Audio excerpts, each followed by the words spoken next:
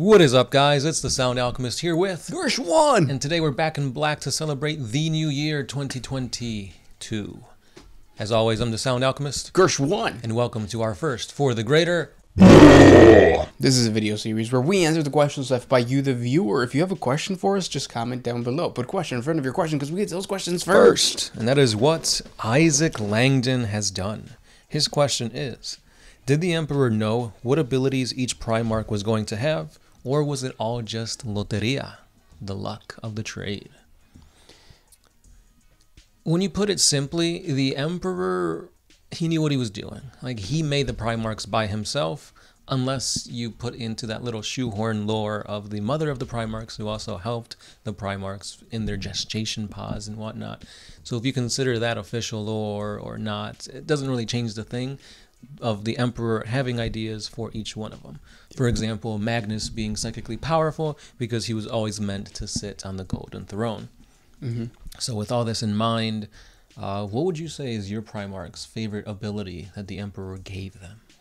Ability, I feel like it would definitely be Corvus Corax. The sneakiness of that Primarch, where it almost like he could be invincible or invisible. Yeah, I mean, he could be invincible if he was invisible because you wouldn't know he's there, so you couldn't hurt him. Yeah, but you could swing your arms just wildly and hopefully hit him. But I think that's a really cool concept, and then it bleeds into his army in terms of being sneaky. Yeah. So I think I do like that. Now, do you think that the Emperor giving them these traits also helps with the whole spreading of the Primarchs when Chaos took them and put them on different planets and whatnot? Yeah. So what's cool is that I think for certain Primarchs, they already had their standard thing that they were gifted by the Emperor. So like what you were saying with Magnus the Red being magical or psychic. Yeah. But then Magical's okay too. add to that the fact that he landed on Prospero, which is already a very psychically powerful planet that boosted his thing. Same thing with Leman Russ. It was all about close combat. Then he lands on a dead world, or what is it called, a feral world? Feral world, Fenris. Yeah. So it makes him even more savage and stuff like that.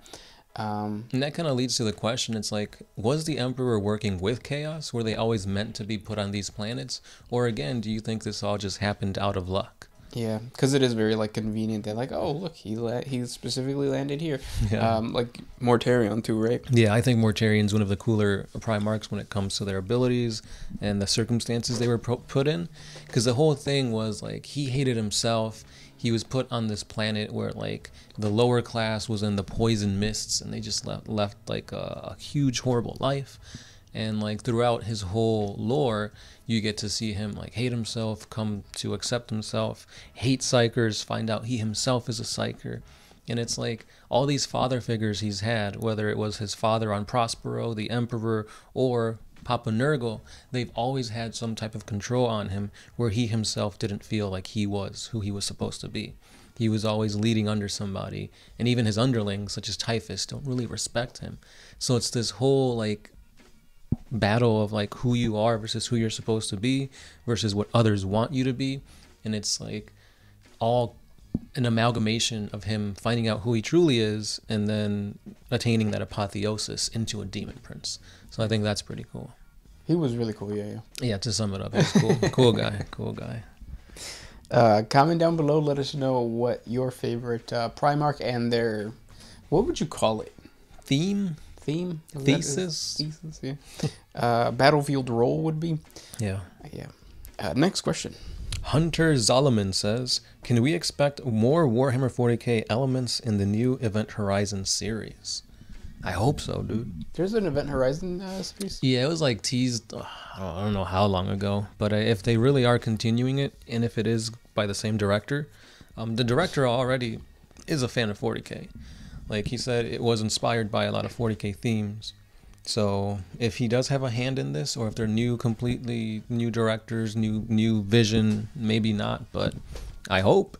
Yeah, I think that's something that we're gonna it's gonna feel like Event Horizon is gonna be more 40K than 40K is because it seems like they're pushing more towards not that grim, dark, if you watch Event Horizon, so it's creepy what happens to that captain.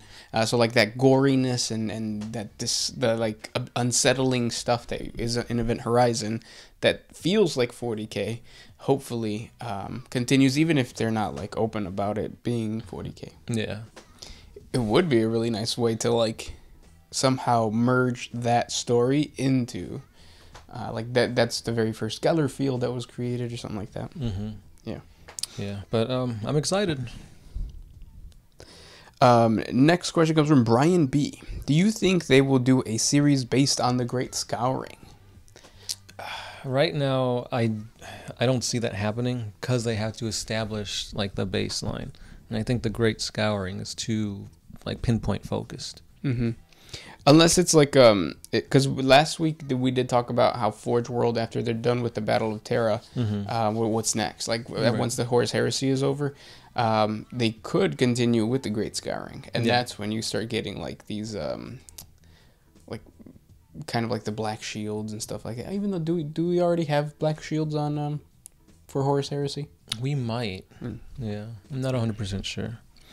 Yeah, but I don't know, because I mentioned this last time. I want them to do like the whole War in Heaven stuff. Oh yeah, that'd be nice.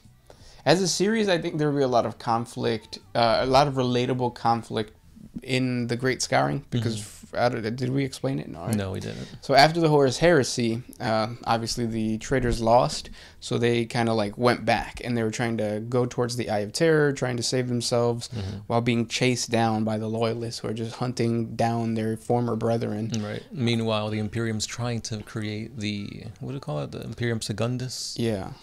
So it's one of those situations of like, it's brother fighting brother, and then some loyalists who are in traitor legions, and like that drama unfolds and stuff like that. I don't even know if there's a like book, like, or if there's a series, like a book series on it yet. Yeah. I mean, don't get me wrong, it is a good storyline, but I think it's like you're missing the whole heresy, and like you're diving into the meat and potatoes of like 40K when you don't have like your appetizer, your drink yet, all that stuff. You haven't established even what restaurant you're going exactly. It's like, what am I eating? Chick-fil-A? Who knows? This one is by Area 609 Joe. Would first captain of the Lunar Wolves ever become a demon prince? And why does Kayla Mensha always get whooped? P.S. Lorgar was right all along. About the Emperor being a god? Probably. I guess so, yeah.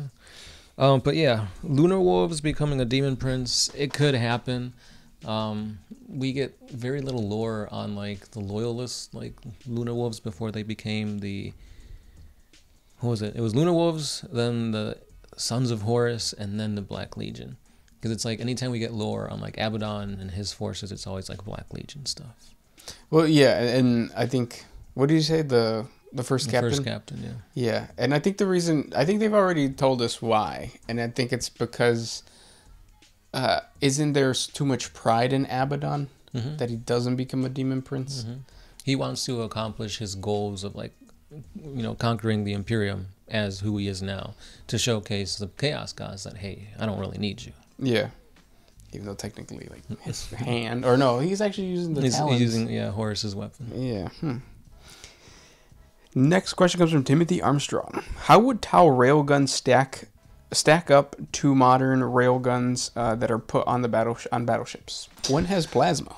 Well, maybe, because we don't know exactly if they're going to change the lore on it when the 9th edition book comes out. But like rail weapons in general use like magnetism. Oh, really? Yeah, to just like fire like slugs at like super fast speeds, and it's like the velocity of like having something go through something creates like a little mini like wormhole or like a suction, and it like you up from the inside out. But who knows? People were, because when we made the 2 videos on like the railgun is a 2 OP and like what it's doing to like the meta of 40K, people were saying that railguns in this current era, like our time, is probably the same thing as what they're doing in 40K. Like that's how strong railguns are. I'm not a railgun expert. I just get railed, so so I can't talk on that. Next question comes from Mike Gordon. Do you think the Eldar avatar should be able to stand toe to toe with the greater demons and even give a Primarch a kicking? Yeah, in theory. Yeah, it's pretty much confirmed that the Eldar are going to get a huge release this year, something akin to what the Orcs got. So we also saw a tease of new models to come for Games Workshop, and we saw like this hand, and I'm assuming it's going to be the hand of the Avatar of Cain. So new sculpt is coming for the Avatar of Cain. I'm assuming better rules to actually make this Avatar of a god actually feel like a god on the battlefield. So I'm excited. I think what you're saying is going to happen is going to happen. Next question. This one's by Maverick Azure. If a movie was made about you, which actor would you like to play your roles? I think the guy from Rogue One, the main character. Yeah. Well, that's a girl. Oh, from Rogue One? Yeah. You talking about the dude? Yeah, the dude. Yeah. But in the beginning, doesn't it follow the dude first? No, the beginning is showing the girl's like backstory, like when her dad was. You're right. But you know. I know. The robot. Yeah, the robot. Yeah. Yeah. He was also in Narcos. Mm-hmm. He's gonna have his own Disney Plus show. For what? Star Wars? Mm-hmm. Oh damn. Yeah. He's that popular. What was his name? Cassian Andor or something like that. Yeah, that guy. For me, I would either want it to be between two actors. I'm not sure exactly who. Either Gilbert Gottfried or Danny DeVito. Yeah. Or just have them both there, and they're both playing me, but they never like say like, oh, why is this one in this scene, and then he's this in that scene. Yeah, nobody explains it. Yeah, that'd be great. What's cool is that we've always said that should be the Emperor. Mm-hmm. So like that is how you see yourself as the Emperor. The Emperor. Yeah, I like that. Or maybe Danny DeVito with Gilbert Gottfried's voice. Like dubs. Mm-hmm. That'd be cool. Yeah. No, I think the first one's better because it's like Danny DeVito looking in the mirror and then Gilbert Gottfried's there. So it's just hilarious because you don't. It's like a mind meld. It's like who's who, and by the end of the movie, you just accept it. It was one person all along. I want to watch it now. Create it, guys. Next question comes from. This one is by the big one. Instead of my dad, Santa brought me hungry, hungry hippos. Why does Santa hate me? Why do you need your dad? Right. I think you could have just as much fun playing Hungry, Hungry Hippos than you would with your dad. Your dad probably doesn't even play 40K. Right. Hippos do. Yeah. They also kill people. They do. They're actually faster than you would think, which is why they kill so many people. And they just pop out of the water. The murkiness of the water. Have you seen them eat like full watermelons and squash? Yeah, they don't even try to crush it. Like it's just, and then the watermelon explodes. Mm-hmm. Next question comes from Rafir Ramen. Do you think that the Quark will return to Warhammer setting in the future? So the Quark, if you check out our 40 facts on the Brain Boys or the Quark, all they are is post Civil War orcs, and they were all gathered together under the one banner, right? The banner of the WAAAGH clan. Mm-hmm. Yeah, because after Civil War, they couldn't pick between Team Captain America or Team Iron Man. So they're like, let's just be smart. Yeah, so they're just like, wow. Yeah. Yeah. Just like, people after watching that movie. Next question. Kivon Novik says, why does humanity hate all aliens? A few is understandable, but all Xenos seems impractical. Just look at humanity now. Why is there racism? Why are humans so problematic? They just are.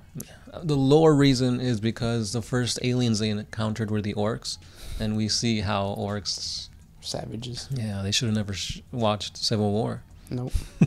So they thought, oh, orcs are aliens. All aliens must be like this. Yeah. And even like when they met like the Eldar were like cocky and assholey. Unless they met the Dark Eldar, then they were like, ooh. Yeah. Whips and chains excite me. How can I get in on this? This next question comes from Mike Gordon. How do you think Eldar should be fixed? Back second edition status. We'll find out soon. The Eldar are going to have their big release probably in like a month or about a month. I was about to say next year. We're already in next year. That's scary. But yeah, I think it's just going to be a quality of life thing. They're going to get more wounds. They're going to be faster. More Eldar trickery is going to be had. Stronger avatars. Sneaky sneaks. Mm-hmm. Next one. This one is by Isaac Langdon. Why did Gilliman attack Nurgle first? Why not Slaanesh? I feel like she would be easier to beat and it would help the Eldar. Because that's not how the release schedule for GW looks like. They got models they got to put out. They got sculpts being made. But yeah, I mean, you do have a good question, but it's all about the novels. Godblight. Nurgle was putting what was it called? The Godblight. I think that was the name of the disease that was spreading all around the Ultramar sector. And obviously Gilliman is part of the Ultramarines, and the Ultramar sector is all about Ultramarines. So of course the two would go head to head. Yeah.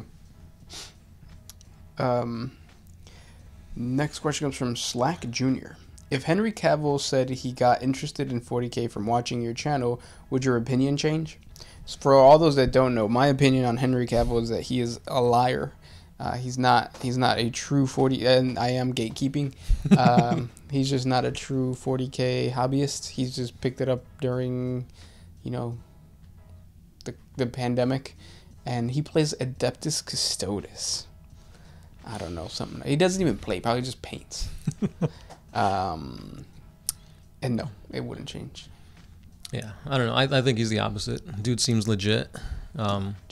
He could be lying. He could be taking us all for a fool, and his muscles don't lie to me. So I think it's just because seeing him play Superman and seeing him in like Mission Impossible and in The Witcher, it's like this guy needs to play 40K, and he says he does, so I believe it.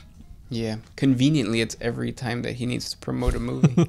Because that's the only time they're doing interviews. Obviously, if he's not doing something relatable, you're not going to have a bunch of people interviewing him. How come he never hit up, what was his name? Somebody invited him to play. Midwinter Minis, I think. Either that or Carrioth. I don't remember. It's because he's waiting for us to send the invitation. I'm not. Stay the fuck home, Henry Cavill. It's reverse psychology. Yeah. Next question. This one's by That One Guy. Hey guys, love the content and hope you had a good Christmas. With Space Marines, I know the gene seed to implant in new recruits, but my question is, has there been a situation where new recruits takes the name of the brother that fell, from the gene seed that he got? And if so, do you think that there are names that would be retired, such as like the NBA, the NFL, jersey style? Thanks and much love. Yeah, there's something like that for the Sons of Dorne. It's actually, it started out as a homebrew chapter. The lore was created for or was like advanced for a contest. The guy ended up winning the contest, and the Sons of Dorne became canon. Yeah. And yeah, it's like there's a specific name. I think it's like Androlos or something like that. It's like a Greek name or something. And yeah, there's that. Yeah, same thing with the Minotaurs. Their chapter master, Asterion Moloch, is said to come back from like grave injuries and stuff like that. So we don't know if he's like a clone, if it's another Astarte that's taken up the mantle, armor, weapons of the previous chapter master. So yeah, it does happen. Next question comes from Jeremy Kunyak. Since Portillo's is going mainstream, is the cake shake still worth getting in Chi-Town? So the chocolate cake from Portillo's, which is in the cake shake, has not been the same for a really long time. Like back then, it was way more. What's the word? Succulent. Succulent. It should be just way better. Tenía más pegue. Yeah. And then I don't know what happened, and now it's still good, but it's not like amazing. It's the same thing as with the chicken sandwich from Popeyes. It was phenomenal, and then everybody got in on the craze, and people were stabbing over people for it, and it's not the same anymore. Yeah, and it's not because people died to get the chicken. It's because Popeyes realized, like, oh, this is really popular. It cost us like 50 cents to make. We're selling it for like, what was it, $6? How about if we just put shit in it, and then it costs 25 cents to make, and still sell it for $6 or $7? And I think that's what happened. Yeah, it's funny because we would go to Popeyes almost every week, and like people would get that chicken. Yeah. Now we haven't been to Popeyes in. Because you can't eat them inside Popeyes anymore. We did once. Well, back then. No, it was like COVID. It was post-COVID. Really? Yeah.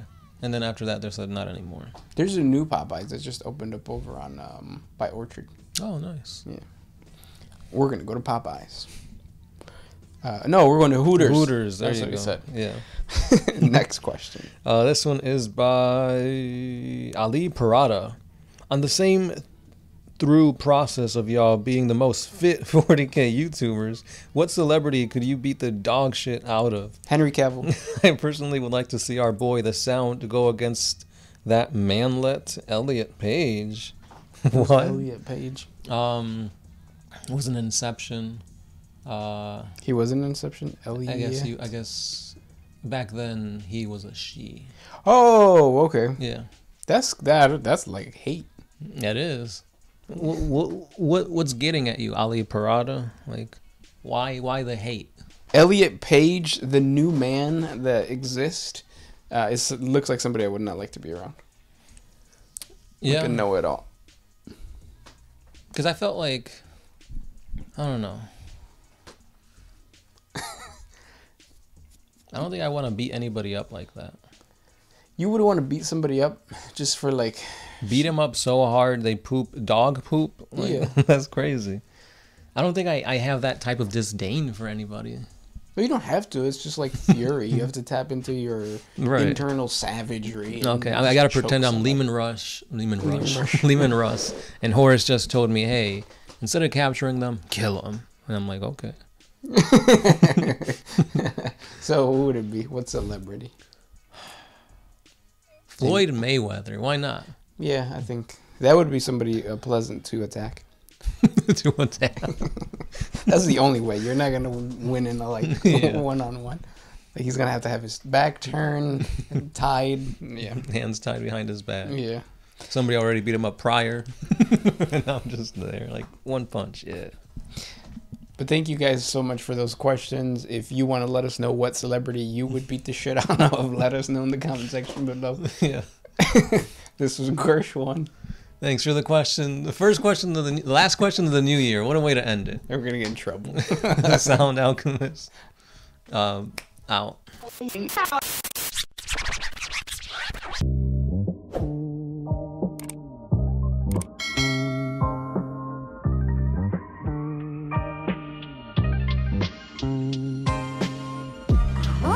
used to put my freedom first in any situation.